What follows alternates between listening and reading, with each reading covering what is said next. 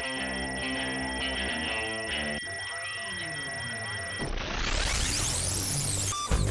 what's up, everybody? Welcome to Comic Book Club. I'm Alex. I'm Justin. I'm Pete. And today we have 3 Marvel reviews for you guys. So Marvel at this. PunisherMAX #1, Sword #1, and Strange #1. Wow. Big week. It's a day for birds. Sure is. And I feel like we review Punisher a lot on the show, but let's kick it off with PunisherMAX #1. Yes, This is a big deal. The Max line has been...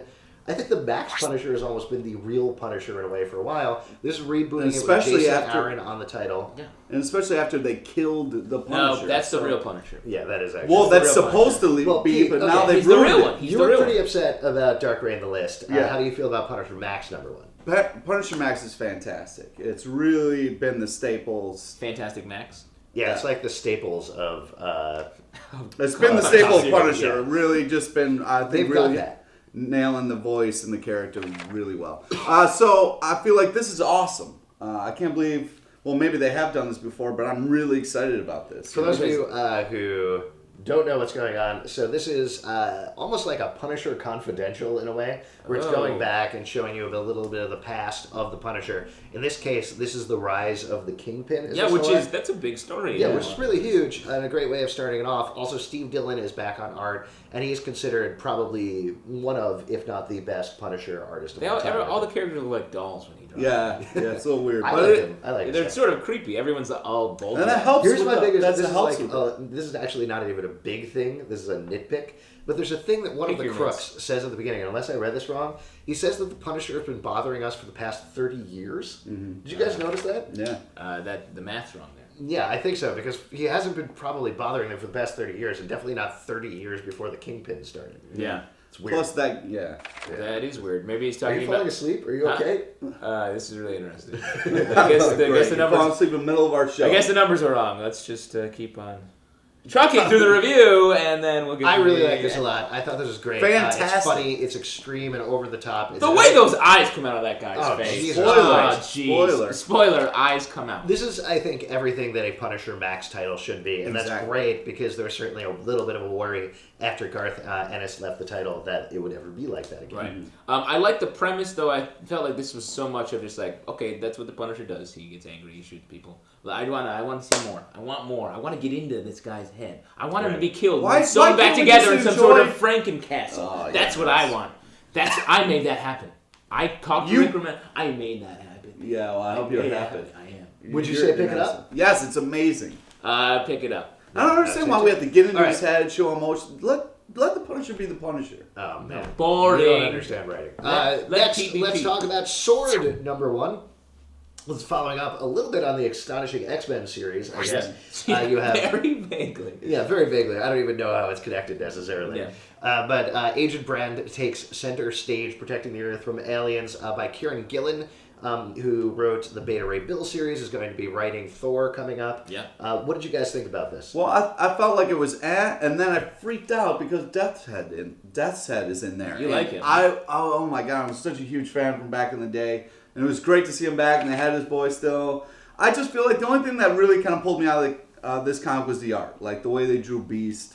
It was very kind of cartoony, I felt like. But it was fun, and I thought the writing was funny. I liked how Agent Brand was quirky and kind of had a sense of humor. I love quirk, too. This is sort of like an Aaron Sorkin series in space.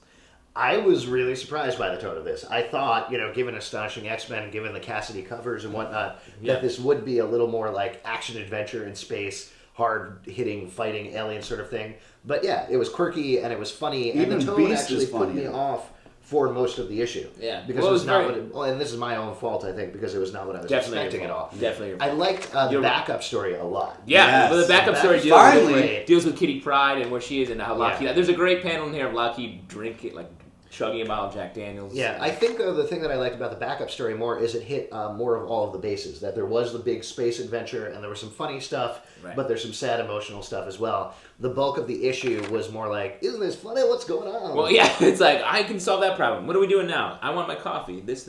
Yeah. I also, Henry Gyrick is up there in space also. Like him. It's such a How weird... does he keep getting hired in places? He's the most evil fuck in the world. Jeez, check his watch resume. your language. Yeah. This isn't comic book Max. Yeah. Shouldn't be though. Yeah, shit, with like, Yeah. yeah. Anyway, I've always would wanted you to say do that pick it to up? you. Yeah. Yeah, I liked it. I liked it at the end of the day. Yeah, I was surprised how much I liked it. Interesting. I'd like to see it keep going, and I certainly like Kieran Gillen a lot, so I would say pick it up as well. As a person. Wow, that's 2 triple pickups in a row. Two Last but triple not least, picks. let's see if we can make it 3 in a row. Strange #1 by Mark Waid, following up on what's going on with Doctor Strange, or formerly Doctor Strange, in the Marvel Universe. What do you guys think about this? Yeah, don't pick this one up. Get what? What? This is alright. I was really upset because Doctor Strange has been dethroned. You know, he's not exactly. You have to stop saying dethroned about people who don't have thrones. Well, all right, whatever. I don't know sayings and how to use them. He's in had sentences. the Eye of Agamotto has been popped out of his. Well, he's not the book. Sorcerer Supreme anymore, so I feel like this is not the first issue that you start with. This would be a fun after we've dealt with the fact that he's not Sorcerer Supreme. I feel like this being the first issue and him being at a baseball game is kind of ridiculous. Do you think now he's like Nachos Supreme? Stop. What do you think he is? Tacos Supreme? I don't know what. That's not hard Black English. Yeah. Black taco. I like the portrayal of Doctor Strange in the Brother Voodoo series a lot better. Yes.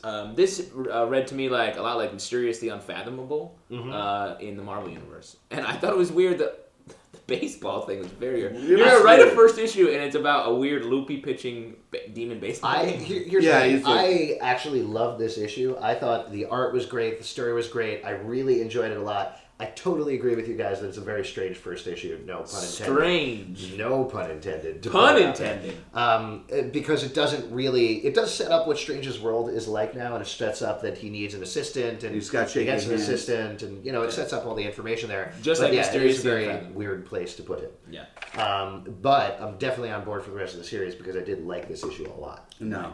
You're going to have to earn me back with the second one. Also, a big baseball fan. Yeah. That was great. Just in time for the World Series. Yeah.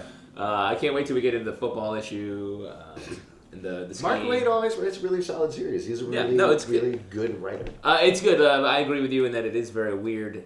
But I liked it less than you, I think. Pick up Brother Voodoo instead. It's a better series. Oh, there you go. What would you say? Yeah, don't pick this up. Hopefully they'll get into a little bit more and pick up the next one. Just because it was too that's weird how for a it first issue. What? That's how comics work. People skip the first issue Just- and then they start with the second and the sales explode. Skip the first 16, buy the 17.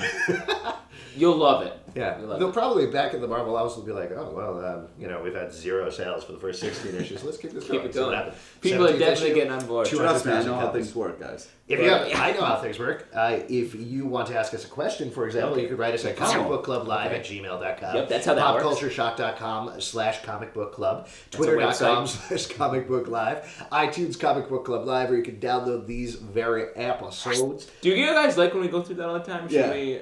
Or do you Yeah. think that there isn't enough websites out there or Well, places you know that what? we can Actually, go? also, we're broadcasting these shows this week live on Ustream.tv, which we're broadcasting over there. So if you want to watch us live, and there's a lot more nudity in the web in that show. It's God, crazy. yeah. The tricks I can If do with... you want the magic to go away from the show, check out the Ustream, and you will Pete be loves very. it. Pete loves the Ustream. Because once you see Pete naked, there's no magic left. Oh. If you want to see us live, you can come to the People's Improv Theater every Tuesday night at 8 p.m. We do a live show that's just like this, but with special guests and special comedians, and it's the most awesome thing you've ever seen in your entire life. Wow, Pete, that was really lucid.